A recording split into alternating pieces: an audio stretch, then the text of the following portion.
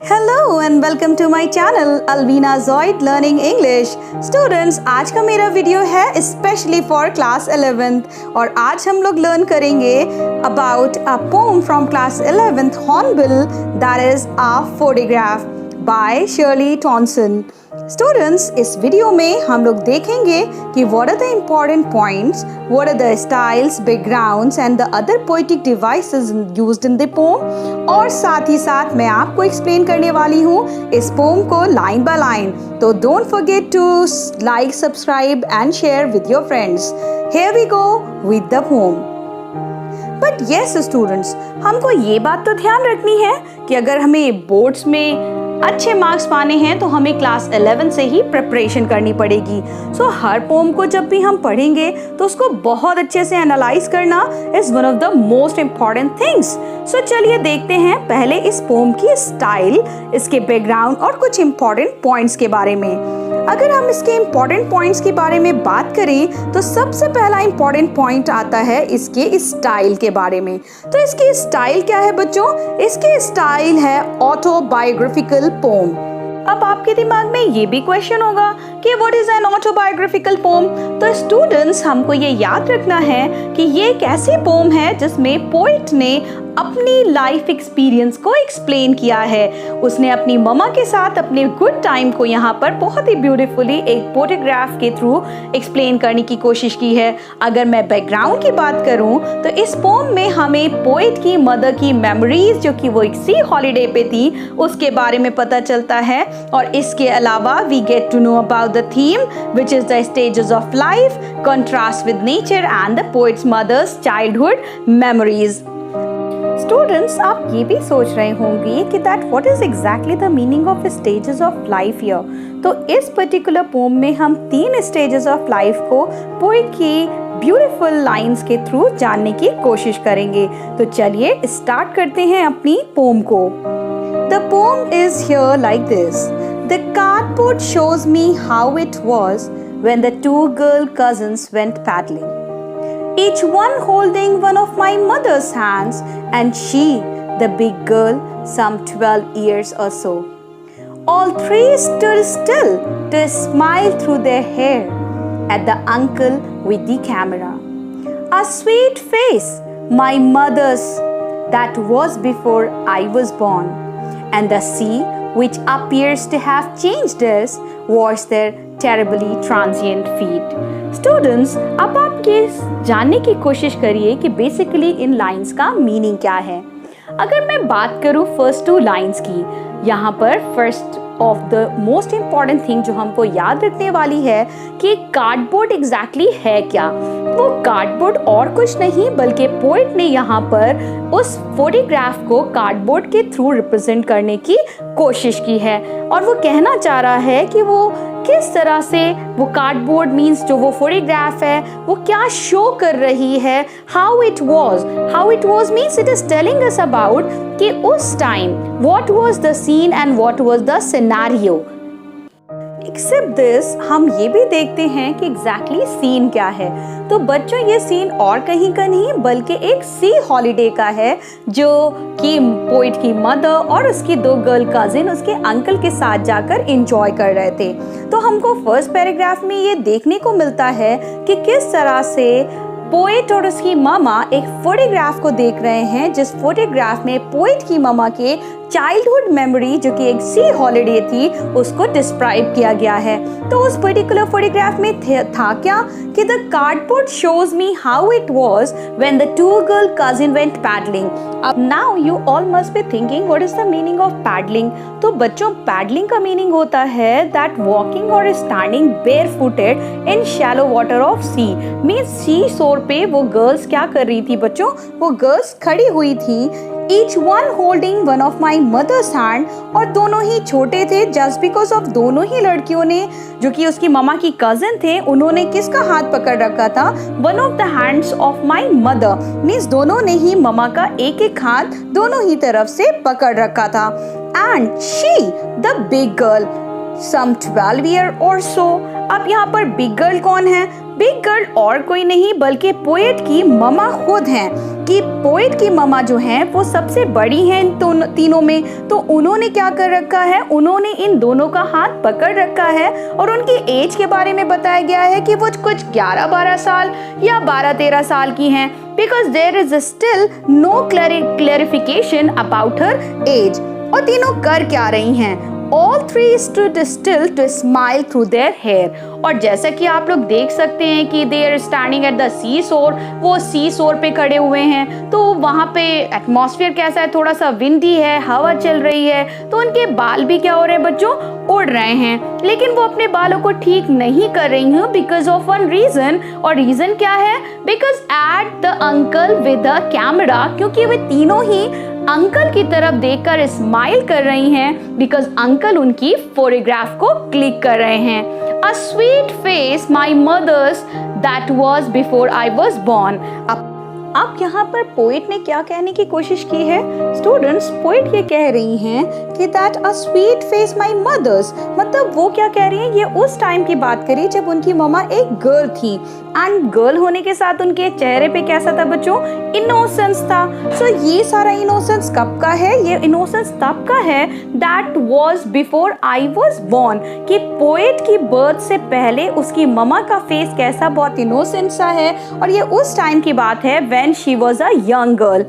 Except this, ये poem की next and the most important lines हैं, वो क्या हैं कि and the sea which appears to have changed less washed their terribly transient feet। अब स्टूडेंट्स, यहाँ पर पोएट ने एक कॉन्ट्रास्ट यूज किया है।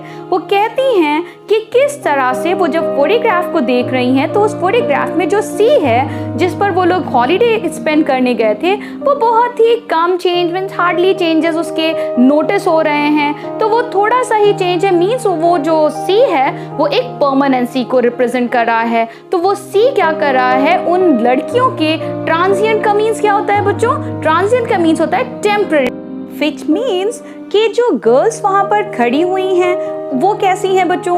वो ऑब्वियस सी बात है, द सी इज इमॉर्टल, और वो लड़कियां क्या हैं? वो मॉर्टल हैं, मीन्स वो शॉर्ट लिव्ड हैं, वो टेम्परेरी हैं। तो वो जो उनकी टेम्परेरीनेस को दिखाया गया है, यहाँ पर नेचर से कॉन्ट्रास्ट किया गया है कि किस तरह से वो जो सी जो कि मॉर्टल है, इटर्नल है, जो एवर लास्टिंग है, वो उनके ट्रांजिएंट फीट को, जो कि टेरिबली ट्रांजिएंट फीट हैं, उनके पैरों को वो टच करता है, उनके पैरों को वॉश करता है। और किस तरह से वो तीनों लड़कियां वहां पर खड़ी होकर स्माइल करती हैं और नेचर को इंजॉय करती हैं। अब हम लोग पहुंचते हैं अपने सेकेंड पैराग्राफ में। Second paragraph is the second stage of life which is been reflected over here. Second stanza में पोएट ने पोएट की ममा के साथ अपने टाइम को डिस्क्राइब किया है। जैसे कि फर्स्ट पैराग्राफ में ममा फोटोग्राफ को देख रही हैं अपनी डॉटर के साथ और स्माइल कर रही हैं अपनी चाइल्डहुड पे। यहाँ पर अब ममा क्या हो गई हैं? She is a mature girl, और वो अपनी डॉटर के साथ, पोएट के साथ किस तरह से उस टाइम को देखती हैं और स्माइल करती हैं। Here we go. Some 20-30 years later, she'd laughed at the snapshot। अब नाउ सी, यहाँ पर क्या शो किया गया है कि ममा की जो अब एज है वो अब बढ़ चुकी है, ममा एक लेडी बन चुकी हैं। कुछ 20-30 ईयर्स उस फोटोग्राफ को जब क्लिक किया गया था तो उसको इतना टाइम हो चुका है। तो वो उस फोटोग्राफ को देखती हैं और स्माइल करती हैं कि she'd laugh at the snapshot। Snapshot यहाँ पे बच्चों यूज किया गया है फॉर द फोटोग्राफ, और वो उस फोटोग्राफ को देखकर लाफ करती है, स्माइल करती है और कहती हैं कि सी बेटी एंड डॉली। अब उनकी दोनों कजिन का नाम क्या था बच्चों? बेटी एंड डॉली। और वो कहती हैं कि she'd say, वो कहती हैं and look how they dressed us for the beach। मतलब उनके पेरेंट्स ने उनको कैसे सी बीच हॉलीडे के लिए प्रिपेयर किया था, रेडी किया था, that they were dressed in so cute and innocent way। The sea holiday was her past। तो जो सी हॉलीडे था वो अब उसकी ममा का पास्ट बन चुका है, because now she is a mature lady. और वहीं पर जो लाफ्टर है उसकी ममा का, वो पोएट का पास्ट बन चुका है, because mama is no more with her. both try with the labored ease of loss. अब स्टूडेंट्स यहाँ पे आपको याद रखना है try का मीनिंग क्या होता है? Disappointed. So दोनों ही दुखी हैं, दोनों ही disappointed हैं, because here there is a word in the next line, it's called labored ease of loss. Labored means क्या होता है? Struggling. और ease का means होता है comfort. तो दोनों ही यहाँ पे यूज किया गया है a poetic device named as oxymoron. And what is the meaning of oxymoron? Means जब दो contrasting characteristics या दो contrasting words एक ही जगह पर यूज किए जाते हैं तो उसको हम oxymoron कहते हैं। तो यहाँ पे क्या है? Labored means वहाँ पे वो struggle कर रहे हैं, लेकिन वहीं पे साथ में उनको comfort भी है। सो यहाँ पे दो contrast एक साथ आए हैं, जिसका मीनिंग है कि दोनों ही अपने लॉस को, जो उनसे खो गया है, मीन्स ममा के पास उनका चाइल्डहुड नहीं रहा, और वो जो गर्ल है मीन्स पोइट, वो अपनी ममा को मिस कर रही है। So here in these lines the poet has described the loss of mama's childhood. Let's go to our third and the last important paragraph. The third paragraph is basically the conclusion. Third paragraph में जैसे कि आप देख सकते हैं कि हमारी first line सीधे सीधे बता रही है कि that poet is sad, poet is depressed, she is very sad because क्योंकि उसकी ममा अब उसके साथ नहीं है। तो just because of that here what is said in these lines, the lines are saying that now she is been dead nearly as many years as that girl lived. मतलब अब उसकी ममा को मरे काफी समय हो चुका है, बिकॉज उनकी ममा उतने दिन तक जीती जितने दिन तक वो लड़की, मीन्स वो गर्ल के बारे में बात करें कि वो गर्ल जितनी लंबा लाइफ स्पैन अपना जीती उतना ही टाइम उसकी ममा की लाइफ टाइम था। अब नाउ द थिंग इज कि that what is that, just because of that, because she lost her mother, उसने अपनी ममा को खो दिया, इसीलिए वो बहुत ज्यादा दुखी है। और वो कहते हैं एंड द सर्कमस्टेंसेस, और जो सिचुएशन है देयर इज नथिंग टू से, क्योंकि वो इतना दुखी है कि वो अब कुछ कहने के मूड में नहीं है, वो कुछ कह ही नहीं पा रही है किसी से। And just because of that वो जो सिचुएशन है बहुत फुल ऑफ सॉरो हो गई है। इवन पोइट इतनी ज्यादा दुखी है क्योंकि उसको क्या लग रहा है, उसको ऐसा लग रहा है कि that I don't have anyone to share my sadness, और मेरा दुख शेयर करने के लिए कोई नहीं है, तो बहुत दुखी है। इवन उसको ऐसा लगता है कि दैट इट साइलेंसेस, मतलब जो खामोशी है वो भी खामोश हो गई है। So just because of that the situation is full of gloom, because उसने अपनी ममा को खो दिया है और वो बहुत ज़्यादा दुखी है। तो इस पर्टिकुलर लाइन में राइटर पोइट के पास कहने को कुछ भी बचा नहीं है। तो इस तरह से पोम ओवर होती है। अब हम लोग चलते हैं पोम में यूज हुई इंपॉर्टेंट पोइटिक डिवाइसेस के लिए। तो बच्चों पहले इंपॉर्टेंट थिंग क्या है कि एलिटरेशन। अब alliteration you people know very well, once when we get to consonant sound once after the other we get to know that it is poetic device named as alliteration. जैसे कि आप देख सकते हैं stood still, through there, terrible, transient, silence, silences, इनमें alliteration का use हुआ है। अगर मैं ट्रांसफर एपिथी की यूज करूं तो वो भी आपको नेक्स्ट लाइन में मिलता है। ऑक्सीमोरॉन, जैसे कि मैंने पोम में एक्सप्लेन करते समय आपको बताया था कि when the contrasting words comes together in at one place, oxymoron वहां पर यूज किया जाता है। Last but not the least is named as personification, means when human characteristics are given to any non living thing और any animal और an object, तो वहां पर पर्सोनिफिकेशन होता है। जैसे कि आपने देखा कि पोम की स्टार्टिंग में ही द कार्डबोर्ड मीन्स वहां पे फोटोग्राफ जो है वो शो कर रही है, तो गिवन अ ह्यूमन कैरेक्टरिस्टिक। उसी तरह से दस it's silence, silences means silence जो है वो खुद एक सब्जेक्ट की तरह रिप्रेजेंट किया गया है, means it's given life. Okay students, so ये बहुत इंपॉर्टेंट चीज है आपको ध्यान में रखने के लिए। अब हम कैसे भूल सकते हैं कि इस पोम में दो इंपॉर्टेंट क्वेश्चंस भी हैं। पहला इंपॉर्टेंट क्वेश्चन क्या है कि what does the cardboard denote in the pome.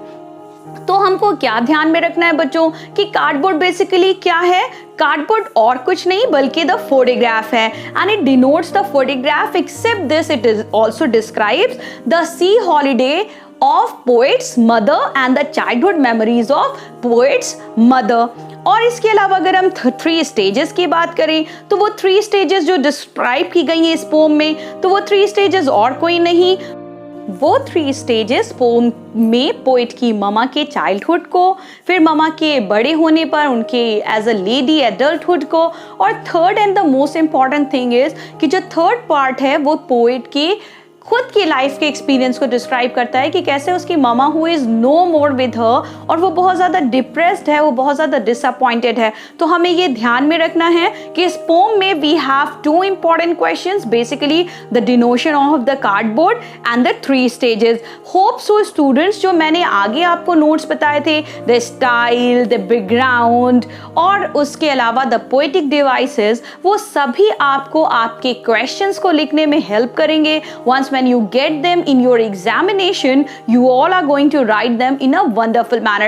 तो भूलिएगा नहीं कि that you are going to write down the theme, the style, the poetic devices in a very descriptive manner.